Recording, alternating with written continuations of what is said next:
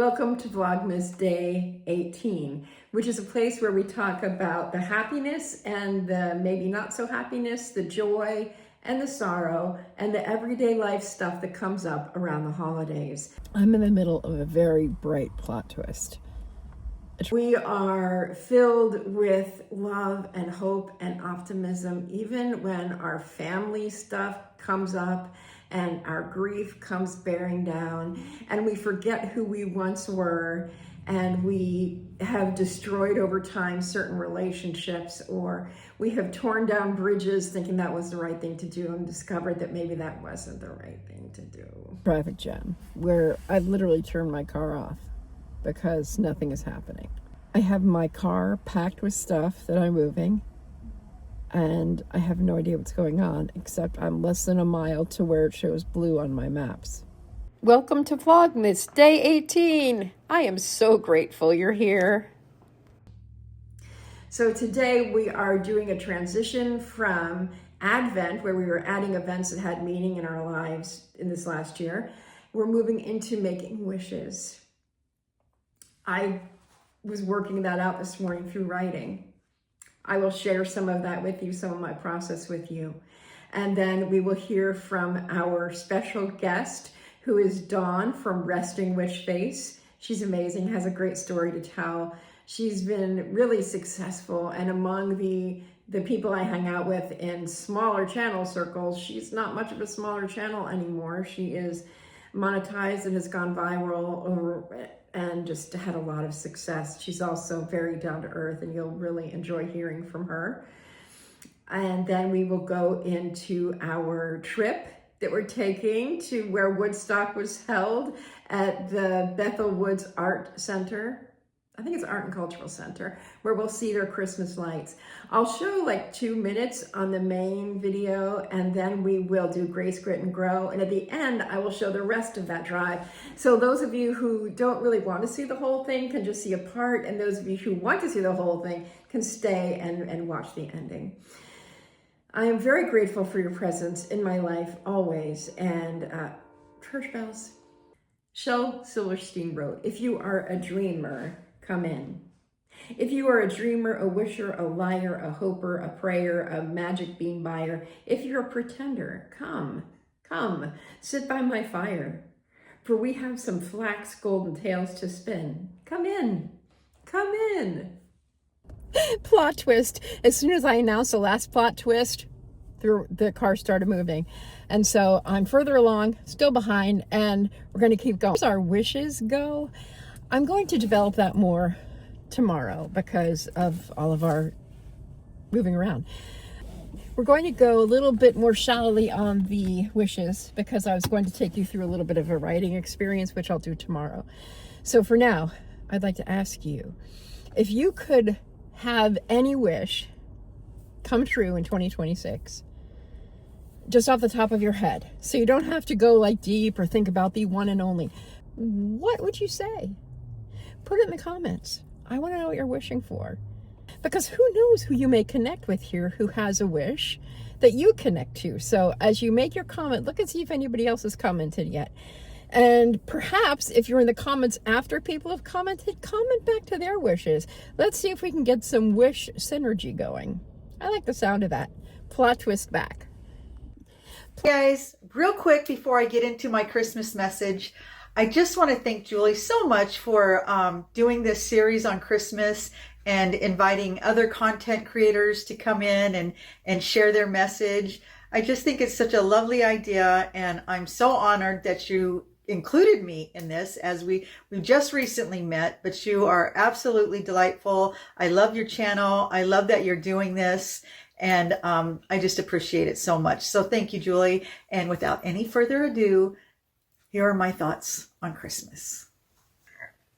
So every year I try to figure out what it is about Christmas that's so magical, so I can recreate that feeling. I call it the warm fuzzies. And I don't get them every year. Not that I'm depressed, but there's a certain feeling that I get. And It's a nostalgic thing. It's from my childhood, and I've realized that. And there's nothing I can do to bring it on. It just happens. A certain smell or talking to somebody. I just never know what's going to bring it on. Watching a specific movie. But I was thinking today, the biggest part of me loving Christmas so much is because for a brief period of time, no matter how crazy the world is or our lives are or any of the hardships that we're going through, we take a break from that reality and we just focus on things that are good and gratitude and bringing joy to other people. Especially if you're a mother or a grandmother, that's our job. And it brings us joy. And I look forward to it all year long. And people say, well, you should carry that spirit of Christmas all year long. Wouldn't that be wonderful? But, life creeps in and bills got to be paid and people got to go to work. So we don't. It's almost impossible. But for this period of time, this month, I can do that and just focus on the things I'm grateful for, our health, our jobs, that we can be together. That's a huge one because you never know who's going to be here next year. My mom passed away suddenly 26 years ago, 27 years. I'm not sure now, but she got sick around Halloween, went in, got diagnosed. Turned out she had a very aggressive form of cancer, and she was gone shortly after Christmas that year. Had I known prior, the Christmas before, I would have made it extra special, but we never know. And I tried to make it special, but at that point she was pretty much bedridden and on morphine, so I don't know how much of it she really appreciated. But it made me realize, because of that, because we don't know, that every year needs to be good. Every year I try to make it as joyful and loving as I can. And it's not about the money. It's not about, it's about the time, spending time with my loved ones, talking to them, being there for them, doing things together, traditions. I love family traditions, new ones and old ones. And I value that time so much because I know the rest of the year, we got to go back to our regular lives. We got to work and, we'll take brief periods of time where we take a break. But for the month of December, that's what my whole focus is on, my family and my loved ones, and making things joyful. That brings me a lot of joy. I feel so blessed to be able to have Dawn here on Vlogmas Day 18. Like I said, I hope that you will look at her channel, follow her, and get to know her as the amazing human that she is. She has a lot of very valuable content. Subscribe to her channel and tap into some of that wisdom that she has. Thank you again, Dawn. I'm so grateful that you're here with us. And now, off to Bethel Woods. The funniest thing about Bethel Woods is I had heard of it because I knew that James Taylor played there regularly. And if you've known me for a while, you know how much I love him. But it was also the site of Woodstock. That crazy music festival back in 1969. That's why all these peace signs are there, and the hand with the peace sign, and the flowers, the very first lights you'll see are very much 1960s inspired. And a guitar and that American flag. It was an interesting time, the 60s. I remember my parents, when we were in San Francisco in the summer of 1967, my parents talked about the hippie yippies in Haight-Ashbury. I even thought that was funny then, but I didn't understand anything that was going on. I really loved the mushroom and the butterfly, and I really liked how they had the lights in separate sections, not all smushed together. You might remember we went and saw the Sussex Skyland show of lights, which was pretty, but this was so much more expansive. Sorry about the windshield wipers. I was trying to make sure it was nice and clean for you all so you could get a good view.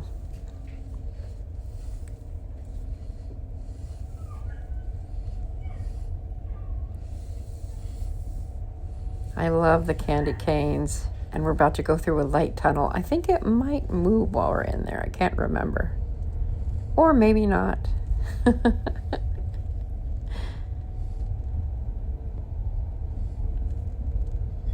There was a radio accompaniment, but I was afraid to record that because of the copyright strikes. So you'll have to just listen to me talk about it. Do you have any favorite lights so far?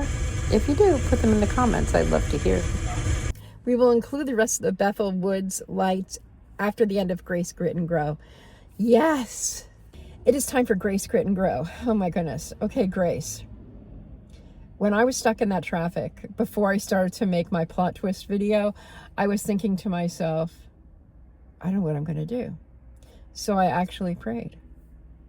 I said, God, if you could please get me out of this situation, get us moving by noon, I would be so appreciative. I think it was 12:02 when we went charging down the highway again. That, my friend, is a grace. Grit was being stuck in that traffic and not trusting enough. And I let myself get caught up in worry, although not as badly as I could, which goes to grow. Grow is to not get tugged along with my nervous system that habitually gets upset. So I was already escalated worrying about time this morning.